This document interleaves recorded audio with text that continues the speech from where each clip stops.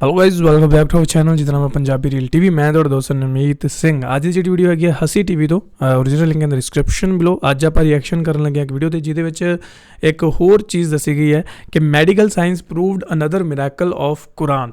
So here it is, ਦੇਖਦੇ ਹਾਂ ਕੀ ਹੋਣ ਵਾਲੀ ਅੱਜ ਦੀ ਵੀਡੀਓ ਐਂਡ ਕਿਹੜਾ ਉਹ ਮਿਰੈਕਲ ਹੈ ਜਿਹੜਾ ਸਾਇੰਸ ਨੇ ਪ੍ਰੂਵ ਕੀਤਾ ਜੋ ਕਿ ਕੁਰਾਨ ਦੇ ਵਿੱਚ ਦਰਜ ਹੈ। ਸੋ ਆਓ ਦੇਖੀਏ। अस्सलाम वालेकुम दोस्तों, मेरा नाम है असीम शफकत और आप देख रहे हैं हंसी टीवी। तकिया कलाम भाई तो बहुत सही है यार। अल्लाह रब्बुल इज़्ज़त ने कुरान करीम की सूरह अलग के अंदर अबू जहल की जहालत और जुल्म पर वईद सुनाते हुए इरशाद फरमाया, हाँ अगर वो बाज ना आया तो हम ज़रूर इसकी पेशानी के बाल पकड़कर खींचेंगे, झूठी और गुनाह करने वाली पेशानी। इसके बाद हदीस मुबारक में इरशाद होता है कि रसूलुल्लाह सल्लल्लाहु अलैहि वसल्लम ने फरमाया कि मैदान महशर के अंदर सबसे पहले कत्ल के गुनाह का फैसला होगा। जिस शख्स को दुनिया में नाहक कत्ल किया गया था वो अपने कातिल को पेशानी के बालों से पकड़कर घसीटता हुआ अल्लाह के हजूर पेश करके इंसाफ मांगेगा। अब इस कुरानी आयत और सही हदीस मुबारक को सुनकर ज़हन के अंदर ये सवाल आता है कि आज तक तो हमने यही पढ़ा और हमें ये समझाया गया कि इंसानी दिमाग सोच का मरकज़ है या फिर दिल मरकज़ है इंसानी जज्बात और एहसासात का, और इंसान इन दोनों की मदद से सोच कर कोई फैसला करता है, चाहे वो नेकी का काम हो या किसी गुनाह का। तो अल्लाह पाक बार बार इन गुनाहगारों की पेशानी का जिक्र क्यों फरमा रहा है कि इस गुनाह करने वालों को बालों से पकड़कर खींचा जाएगा? इसका मतलब कि इसका इंसान के फैसला करने की सलाहियत से ज़रूर कुछ ना कुछ लेना देना है। जदीद साइंस ने जब इंसानी दिमाग पर खोज की कि इसका हर एक हिस्सा कैसे काम करता है और अल्लाह ने इसके हर एक पोर्शन को या हिस्से को मखसूस काम के लिए कैसे डिज़ाइन किया है, तो इनकी हैरत की इंतहा न रही। क्योंकि आज से 1400 साल पहले बयान की गई ये पहेली आखिरकार हल हो गई, क्योंकि हमें पता चला कि इंसानी दिमाग को 4 बड़े हिस्सों के अंदर तकसीम किया गया और हर एक हिस्से का अपना एक मखसूस काम है, जैसा कि आप इस डायग्राम के अंदर देख सकते हैं। लेकिन यहाँ पर सबसे अहम है फ्रंटल लोब, यानी दिमाग के सामने का हिस्सा, जिसको समझना इंतहाई ज़रूरी है, क्योंकि इसका काम होता है चीज़ों को सीखना, समझना, बोलना, इंसान की शख्सियत को डेवलप करना कि कोई शख्स कैसा बर्ताव करेगा या कैसा रवैया रखेगा, इसके जज्बात कैसे होंगे, और सबसे बढ़कर के किसी काम के करने या ना करने का फैसला करना। लिहाजा मेडिकल साइंस के मुताबिक अगर पेशानी का ये फ्रंटल हिस्सा यानी फ्रंटल लोब अगर काट दिया जाए तो इंसान फैसला करने की सलाहियत से महरूम हो जाएगा। इसे समझ ही नहीं आएगा कि क्या सही है और क्या गलत, इसे क्या करना चाहिए या क्या नहीं, यानी कुछ करने या ना करने की सलाहियत को खो देगा। अब जरा एक बार फिर से कुरानी आयात पर गौर करें कि इस हिस्से की इस खसूसियात की बिना पर कुरान करीम के अंदर यह फरमाया गया कि इसकी पेशानी के बाल खींचे जाएंगे, क्योंकि यही इरादा करने या फैसला करने की जगह है। इंसान की याददाश्त, इसकी सोच या इसका दिल जो मर्जी कहता रहे, लेकिन आखिर के अंदर अगर इसी फ्रंटल लोब ने यह सोच लिया कि इसे ये काम करना है, तो इस फैसले के बाद वो ये गुनाह कर लेगा। ये कितनी हैरत अंगेज बात है कि इंसानों का खालिक इंसानी दिमाग के माइक्रोस्कोपिक लेवल पर जाकर इस खास पॉइंट की तरफ इशारा करके फरमा रहा है कि देखो, यह है वो दिमाग और इसका वो हिस्सा जो कि तुमसे ये काम करवाता है, इसीलिए क़यामत के दिन इसी को पकड़कर तुम्हें सजा दी जाएगी, क्योंकि फरिश्ते भी क़यामत के रोज पेशानी के बालों से पकड़कर गुनाहगारों को जहन्नुम के अंदर फेंकेंगे।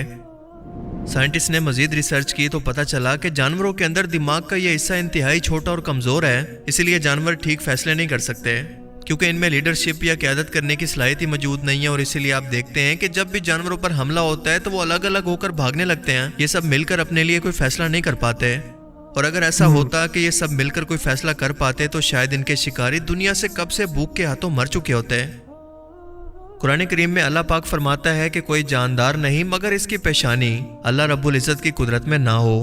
और हदीस मुबारक के अंदर भी ये दुआ बयान की गई है कि अल्लाह के रसूल सल्लल्लाहु अलैहि वसल्लम ये दुआ फरमाया करते थे कि ऐ मेरे रब, मेरी पेशानी तेरे कब्ज़े कुदरत में है, यानी मेरा फैसला करने का इख्तियार असल में तेरे कंट्रोल में है, मेरा अपना कुछ भी नहीं, मैं खुद को तेरे हवाले करता हूँ, तेरी मर्जी के आगे मेरी मर्जी कुछ भी नहीं।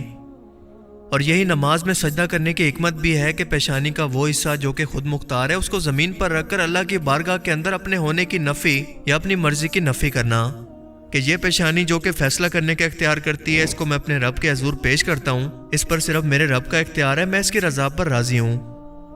जब इंसान सजदा करता है तो दिल से खून दिमाग के अंदर जमा होता है और वो सारे जज्बात भी जो कि दिल के अंदर मौजूद हों इस वक्त इस हिस्से के अंदर जमा होते हैं। मिसाल के तौर पर गुस्सा, नफरत, बुग़्ज़ और गुनाह करने की चाहत।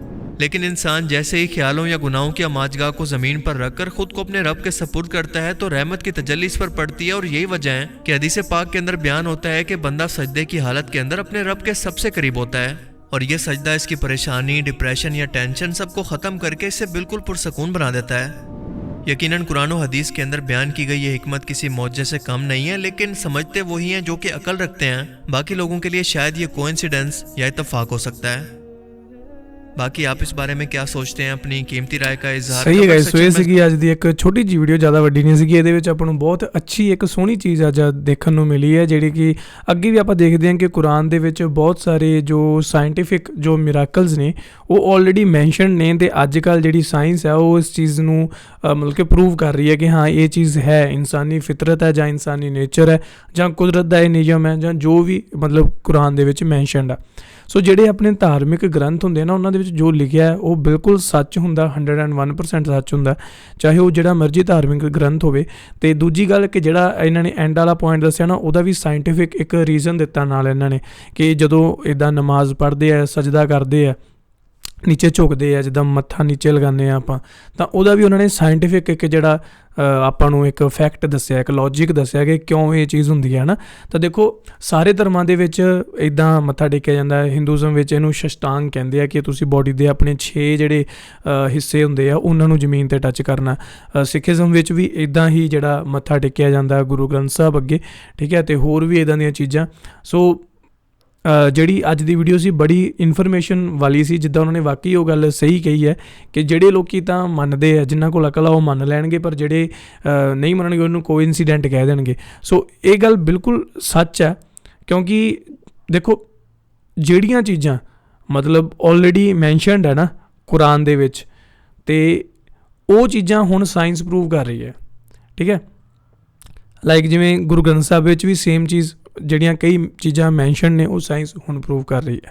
ਲਾਈਕ ਜਿਵੇਂ ਹੁਣ ਕੁਰਾਨ ਵਿੱਚ ਵੀ ਮੈਂਸ਼ਨ ਹੈ ਕਿ ਬਹੁਤ ਵੱਡਾ ਯੂਨੀਵਰਸ ਆ, ਬਹੁਤ ਸਾਰੇ ਤਾਰੇ ਹੈ, ਹੈ ਨਾ, ਕਿੱਦਾਂ ਜਿਹੜਾ ਇਹਦੀ ਰਚਨਾ ਹੋਈ ਪੂਰੇ ਯੂਨੀਵਰਸ ਦੀ, ਜੋ ਬਿਗ ਬੈਂਗ ਥਿਊਰੀ ਹੈ ਉਹ ਚੀਜ਼, ਹੈ ਨਾ, ਉਹ ਚੀਜ਼ ਕੁਰਾਨ ਵਿੱਚ ਵੀ ਦਰਜ ਹੈ ਐਂਡ ਸੇਮ ਚੀਜ਼ ਗੁਰੂ ਗ੍ਰੰਥ ਸਾਹਿਬ ਵਿੱਚ ਵੀ ਦਰਜ ਹੈ, ਠੀਕ ਹੈ। ਹੋ ਸਕਦਾ ਹੈ ਇਹ ਜਿਹੜੇ ਹਿੰਦੂਜ਼ਮ ਦੇ ਵੇਦ ਆ ਉਹਨਾਂ ਦੇ ਵਿੱਚ ਵੀ ਹੋਵੇ। ਅਤੇ ਬਾਕੀ ਇੱਕ ਹੋਰ ਵੀ ਕਈ ਸਾਰੇ ਧਰਮ ਹੈ, ਜਦੋਂ ਆਪਾਂ ਤੁਹਾਨੂੰ ਪਤਾ ਇਸਲਾਮਿਕ ਹਿਸਟਰੀ ਨਾਲ ਵੀਡੀਓਜ਼ ਬਣਾ ਰਹੇ ਹਾਂ ਤਾਂ ਨਾਲ ਨਾਲ ਬਾਕੀ ਧਰਮਾਂ ਨੂੰ ਵੀ ਜਾਣਨ ਦਾ ਜਿਹੜਾ ਮੌਕਾ ਮਿਲ ਰਿਹਾ।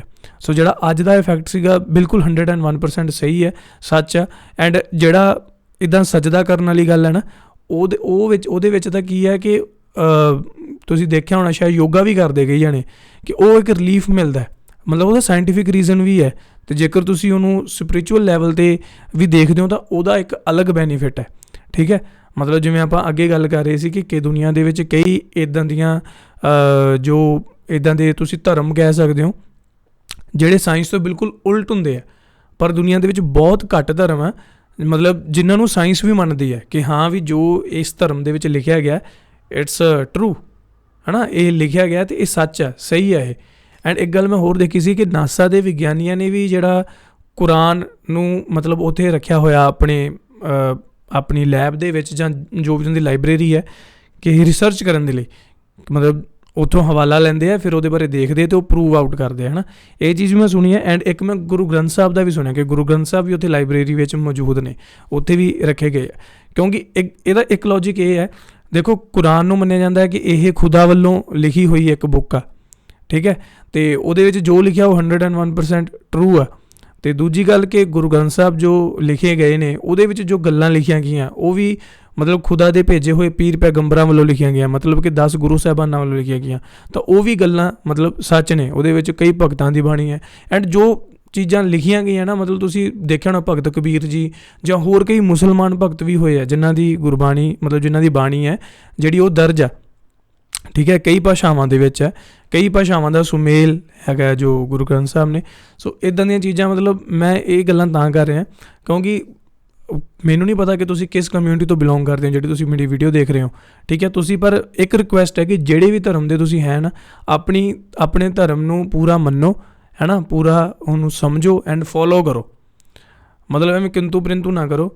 ਮਤਲਬ ਜੋ ਆਪਣੇ ਪੀਰ ਪੈਗੰਬਰ ਹੋਏ ਨੇ ਨਾ ਉਹ ਬਹੁਤ ਸੂਝਵਾਨ ਅਤੇ ਬੜੇ ਹੀ ਉੱਚ ਕੋਟੀ ਦੇ ਹੋਏ ਨੇ, ਠੀਕ ਹੈ। ਅਤੇ ਦੁਨੀਆ ਦੇ ਵਿੱਚ ਬਹੁਤ ਇੱਦਾਂ ਦੇ ਪੀਰ ਪੈਗੰਬਰ ਆਏ ਨੇ, ਪਰ ਜਿਹੜੇ ਸੱਚੇ ਨੇ ਉਹ ਗਿਣੇ ਚੁਣੇ ਹੀ ਨੇ। ਸੋ ਉਹਨਾਂ ਨੂੰ ਮੰਨੋ, ਸਮਝੋ ਅਤੇ ਉਹਨਾਂ ਦੇ ਰਾਹ 'ਤੇ ਚੱਲੋ। ਬਾਕੀ ਜਿਹੜੀਆਂ ਇੱਦਾਂ ਦੀਆਂ ਚੀਜ਼ਾਂ ਇਹਨਾਂ ਨੂੰ ਵੀ ਸੁਣੋ, ਦੇਖੋ, ਸ਼ੇਅਰ ਕਰੋ, ਆਪਣੇ ਚੈਨਲ ਨੂੰ ਸਬਸਕ੍ਰਾਈਬ ਕਰੋ ਹੋਰ ਇੱਦਾਂ ਦੀਆਂ ਵੀਡੀਓਜ਼ ਦੇਖਣ ਦੇ ਲਈ। ਮੈਂ ਮਿਲਦਾ ਤੁਹਾਨੂੰ ਕਿਸੇ ਹੋਰ ਵੀਡੀਓ 'ਚ। ਸਤਿ ਸ਼੍ਰੀ ਅਕਾਲ।